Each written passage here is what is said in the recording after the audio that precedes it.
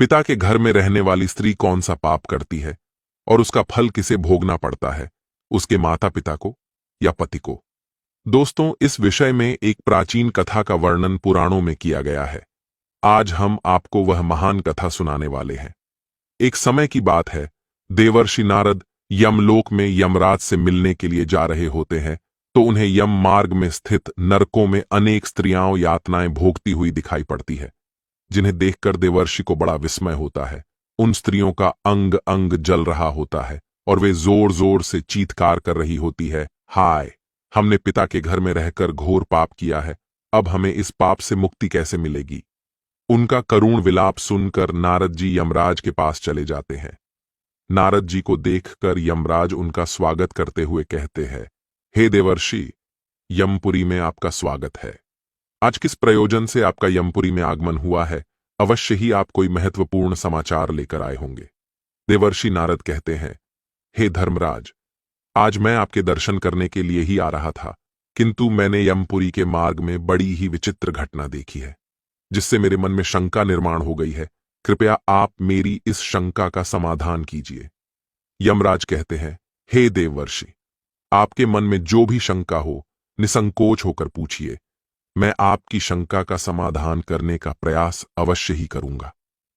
फिर देवर्षि कहते हैं, हे धर्मराज, आज जब मैं आपके दर्शन करने के लिए आ रहा था, तभी मैंने नरक में कष्ट भोग रही कुछ स्त्रियों को देखा है, जो जोर जोर से विलाप कर रही थी कि उन्होंने पिता के घर में रहकर घोर पाप किया है।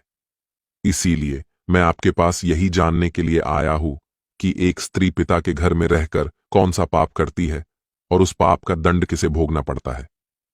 यमराज कहते हैं, हे देवर्षि, आपने उचित ही प्रश्न किया है।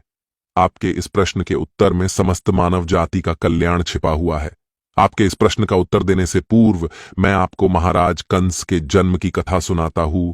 महाराज कंस के जन्म की इस कथा के माध्यम से आपकी शंका भी दूर हो जाएगी और समस्त मनुष्य जाति को महत्वपूर्ण ज्ञान की प्राप्ति होगी। इसीलिए आप इस कथा को ध्यान से पूरा सुनिए। जो भी मनुष्य इस कथा का श्रवण करता है, मैं उसके 32 अपराध माफ करता हूं। देवर्षि कहते हैं, हे धर्मराज, आप इस कथा को अवश्य कहिए। मैं इस कथा को सुनने के लिए उत्सुक हूं। मैं इस कथा को ध्यानपूर्वक सुनकर इसका प्रचार करूंगा। फिर यमराज देवर्षि को वह कथा सुनाने लगते हैं। हे देवर्षि, 28वें द्वापर युग के आने पर यह इतिहास घटित होने वाला है। यदुकुल नरेश वीरवर उग्रसेन के यहां पर जो घटना घटित होने वाली है, मैं उसी का भूतकाल के रूप में आपके समक्ष वर्णन करता हूं। माथुर प्रदेश में मथुरा नाम की नगरी है। उस नगरी में उग्रसेन नाम के यदुवंशी सम्राट राज्य करते थे। महाराज उग्रसेन बड़े ही पराक्रमी, संपूर्ण धर्मों के तत्वज्ञ, बलवान, दानशूर तथा अत्यंत बुद्धिमान थे। महाराज अपनी प्रजा का पालन करने में तत्पर तथा सत्य धर्म का पालन करने वाले थे। उसी समय में विदर्भ नाम के देश पर सत्यकेतु नाम से एक प्रसिद्ध राजा राज्य करते थे।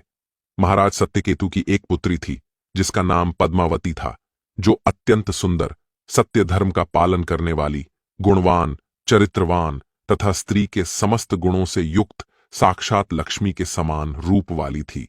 महाराज सत्यकेतु ने जब अपनी पुत्री का विवाह करने का विचार किया और उनके लिए उचित वर खोजने लगे, तो उन्हें उस समय पर महाराज उग्रसेन के समान दूसरा कोई दिखाई न पड़ा। इसीलिए उन्होंने अपनी पुत्री का विवाह महाराज उग्रसेन से करा दिया।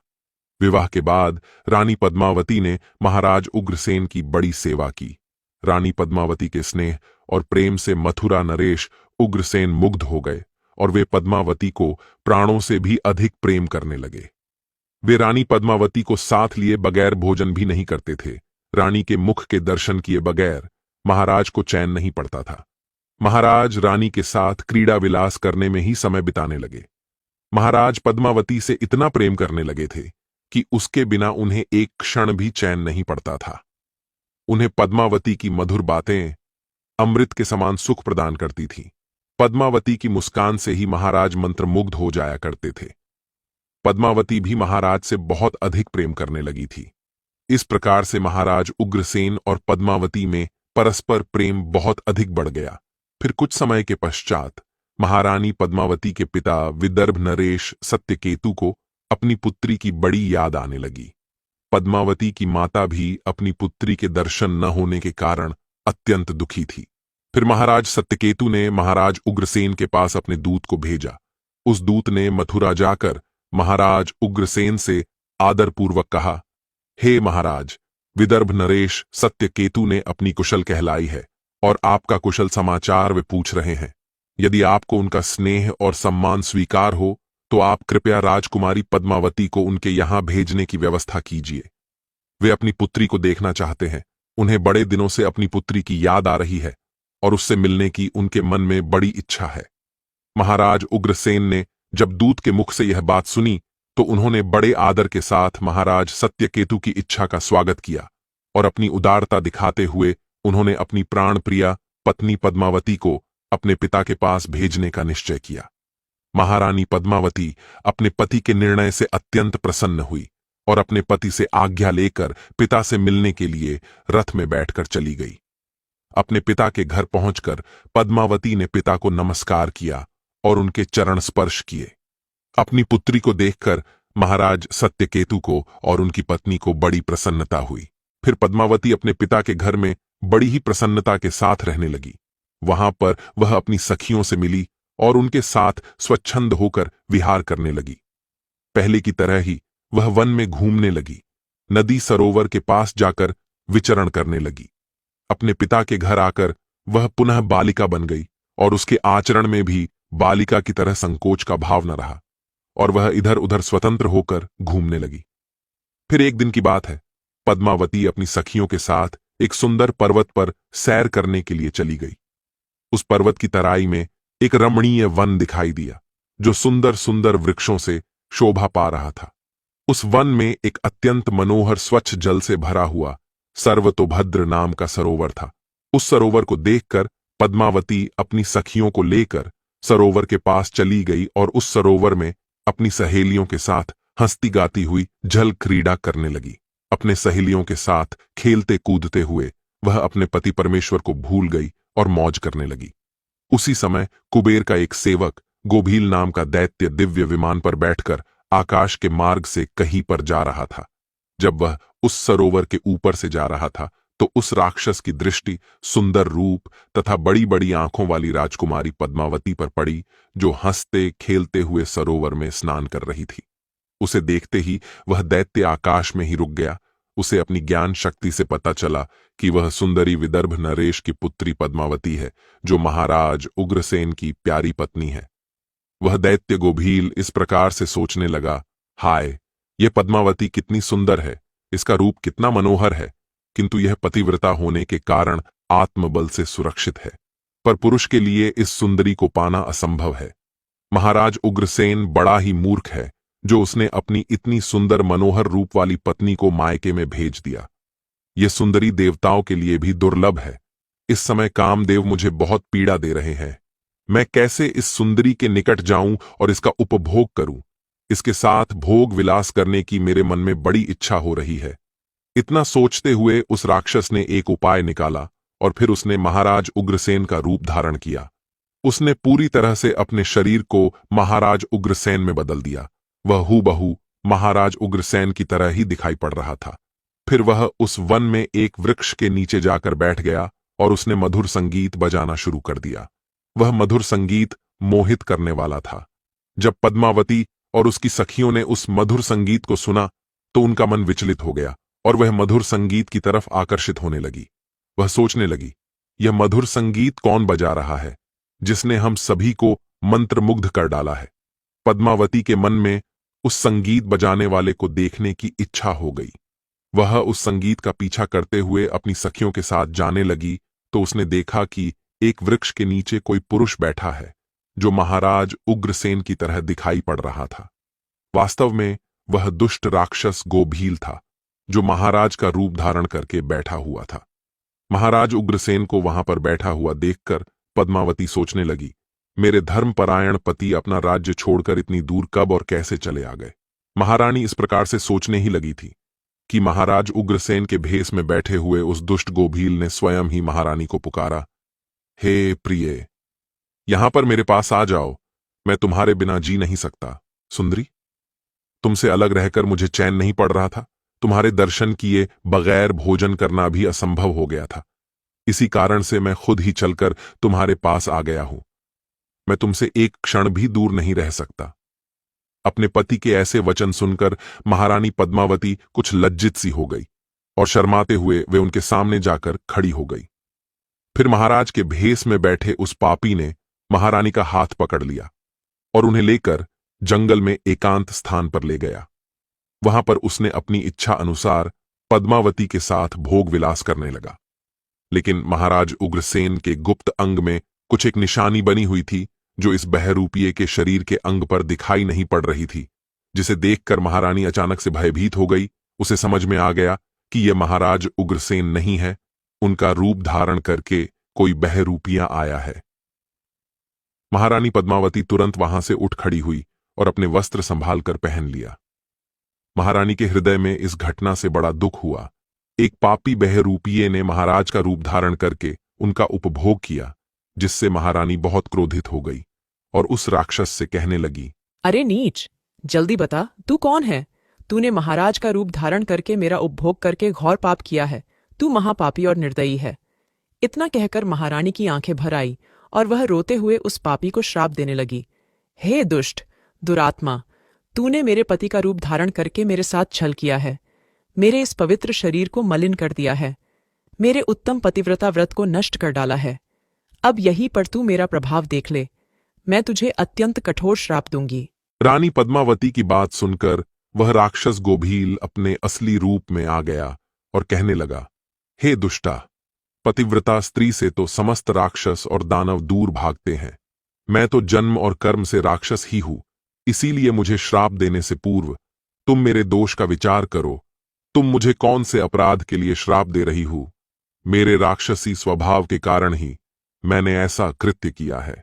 पद्मावती कहने लगी, हे पापी राक्षस, मैं साध्वी और पतिव्रता नारी हूं। मेरे मन में मेरे पति का ही वास है। मैं केवल अपने पति की ही कामना करती हूं। मैं सदा उन्हीं के लिए व्रत एवं तपस्या करती हूं। मैं अपने धर्म मार्ग पर चल रही थी, किंतु तूने माया रचकर मेरे साथ अन्याय किया है। मेरा पतिव्रता धर्म नष्ट कर डाला है। इसीलिए हे दुष्ट, मैं तुझे भस्म कर डालूंगी। फिर वह राक्षस गोभील कहने लगा, हे राजकुमारी, यदि तुम उचित समझो तो मेरी बात सुनो। मैं धर्म की बात कह रहा हूं। जो स्त्री प्रतिदिन मन, वाणी और क्रिया द्वारा अपने पति की सेवा करती है, पति के संतुष्ट होने पर ही स्वयं संतुष्ट होती है। पति के गुस्सा होने पर भी उसका त्याग नहीं करती, उसके दोष का विचार नहीं करती, अपने पति के हर काम में उसका साथ देती है। पति के अलावा कभी किसी पुरुष का विचार तक नहीं करती। वह स्त्री पतिव्रता कही गई है। यदि कोई स्त्री खुद का कल्याण चाहती है तो वह अपने पति का कभी त्याग नहीं करती। पति चाहे रोगी हो, कोढ़ी हो, बूढ़ा हो, अंगहीन हो अथवा पापी हो, पतिव्रता स्त्री कभी अपने पति का परित्याग नहीं करती है। जो स्त्री अपने पति को छोड़कर अपना मन दूसरे कार्यों में लगाती है, पति को भूलकर खुद मौज उड़ाती है, स्वेच्छाचारिणी बनकर पति को छोड़कर अकेले ही इधर उधर घूमने लगती है, उसे संसार में व्यभिचारिणी कहा गया है। जो स्त्री पति की अनुपस्थिति में श्रृंगार करती है, सज धज कर इधर उधर घूमती है, विहार करती है, दूसरे पुरुषों के सामने नाच गाना करती है, उसे कुल्टा कहा जाता है। हे राजकुमारी, तुम बताओ, अपने पति को छोड़कर तू इस वन में किस लिए आई है? पति की सेवा करना छोड़कर तू सज धज कर श्रृंगार करके इस वन में क्यों भटक रही है? तुझे शर्म नहीं आती? और फिर तू किस मुंह से कह रही है कि तू पतिव्रता है? कर्म से तो तुम पतिव्रता दिखाई नहीं पड़ती हो। तुम पति के बिना निर्भय होकर इस पर्वत में और वन में मतवाली होकर घूम रही हो, इसीलिए तुम पापिनी हो। मैंने तुझे सही राह पर लाने के लिए ही तेरा उपभोग करके तुझे दंड दिया है। अब तू इसके बाद कभी ऐसी धृष्टता नहीं करेगी। इसीलिए तुम मुझे बताओ तो, पति को छोड़कर किस लिए यहां पर आई हो? ये श्रृंगार, ये आभूषण, ये मनोहर सुंदर सुंदर वस्त्र धारण करके किसके लिए घूम रही हो? तुम्हारा पति तो दूर विदेश में रहता है, तू किसके लिए इतना सज धज कर घूम रही हो? हे पापिनी, अब बोलो ना, किस लिए और किसके लिए ये सब किया? कहां है तुम्हारा पतिव्रता धर्म? दिखाओ तो मुझे। व्यभिचारिणी स्त्री के समान बर्ताव करने वाली नारी, तुम इस समय अपने पति से 400 कोस दूर हो। कहां है तुम्हारे अंदर पति को देवता मानने का भाव? अरी दुष्ट कहीं की, तुझे शर्म भी नहीं आती? खुद के ऐसे बर्ताव पर तुझे घृणा भी नहीं होती? तू क्या मेरे सामने बोलेगी? तू खुद पाप करके यहां पर घूम रही है, सुंदर वस्त्र आभूषण पहनकर पराये पुरुषों को आकर्षित कर रही है और मुझे बता रही है कि तू पतिव्रता है। उस गोभील के ऐसे वचन सुनकर पद्मावती बोलने लगी। ओ नीच राक्षस, तू सुन, मेरे पिता ने मुझे अपनी पति के घर से बुलाया है, इसीलिए मैं आई हूं। इसमें पाप कहाँ है? मैं काम, लोभ तथा मोह के वश में पति को छोड़कर नहीं आई हूं। इस वन में भी मैं सदैव अपने पति का ही चिंतन करती रहती हूं। लेकिन हे पापी, तूने मेरे पति का रूप धारण करके मुझे धोखा दिया है। एक पतिव्रता स्त्री का पतिव्रता धर्म भंग करने वाले को घोर नरक में डाला जाता है। उसे बाद में सूअर के जन्म में डाल दिया जाता है।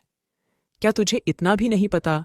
तू नहीं जानता, मैं अपने पति से बहुत प्रेम करती हूं। मैंने कभी अपने पति का अपमान नहीं किया, सदैव उनकी सेवा की है।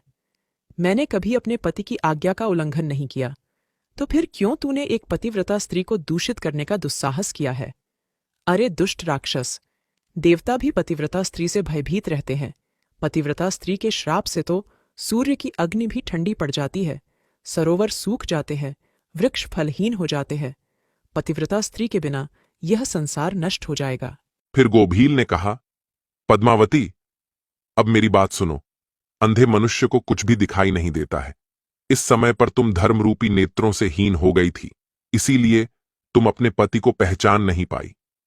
जिस समय पर तुम्हारे मन में अपने पति का घर छोड़कर पिता के घर पर आने की इच्छा हुई, उसी समय तुम अपने मन से पति की भावना छोड़कर उनके ध्यान से मुक्त हो गई।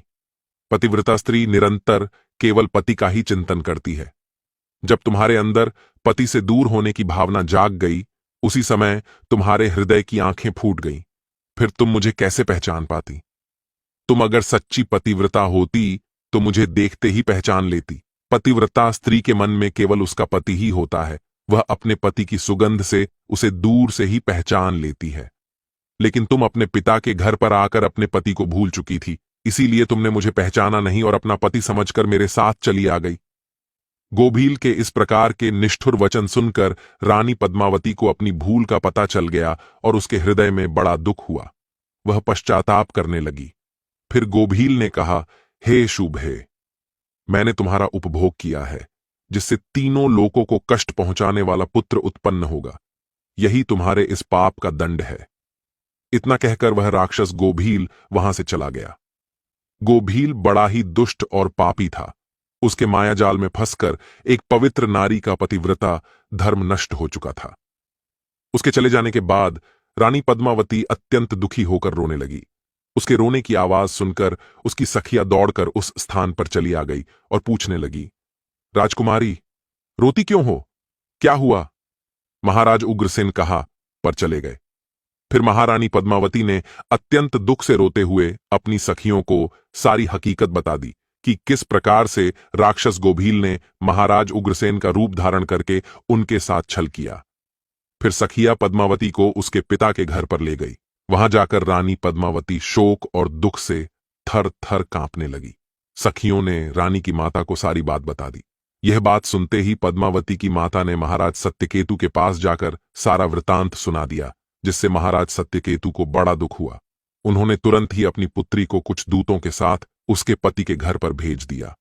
उधर महाराज उग्रसेन अपनी पत्नी पद्मावती को आया हुआ देखकर बहुत प्रसन्न हुए। वे बार बार पद्मावती से कहने लगे, हे प्रिय, तुम्हारे बिना मेरा जीवन दुष्कर हो गया था।